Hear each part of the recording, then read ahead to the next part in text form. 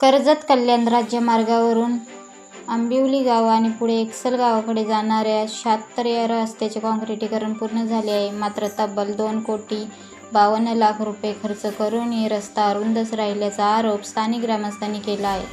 मुख्यमंत्री ग्राम सडक योजनेअंतर्गत सुमारे 2 किलोमीटर लांबीच्या या रस्त्यासाठी मोठी निधी मंजूर करण्यात आला. मात्र प्रत्यक्षात रस्त्याची रुंदी इतकी कमी असल्याचे ग्रामस्थांचे म्हणणे आहे की 2 वाहने समोरासमोर आल्यास एका वाहनाला चक्क रिवर्स घ्यावा लागतो. या रस्त्याचे योग्य साईड पट्टी नसल्याने वाहने रस्त्याच्या कडेला घसरून अडकण्याची घटना घडत असल्याचा दावा करण्यात आला आहे. त्यामुळे वाहन चालकांना मनस्ताप सहन करावा लागत असून वाहतूक कोंडीची समस्याही निर्माण होत आहे. या प्रकरणी स्थानिक ग्रामस्थ महेश भगत यांनी तीव्र नाराजी व्यक्त केली आहे. 2 गाड्या सहज पास होऊ शकत नसतील तर कोट्यवधी रुपयांचा खर्च नेमका कशासाठी, असा सवाल त्यांनी उपस्थित केला आहे.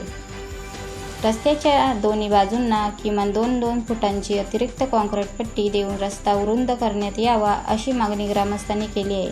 तसेच या संपूर्ण कामाची वरिष्ठ अधिकाऱ्यांमार्फत सखोल चौकशी करून कामात त्रुटी आढळल्यास संबंधित कंत्राटदार आणि अभियंत्यांवर कारवाई करण्यात यावी, अशी मागणी स्थानिकांकडून करण्यात येत आहे.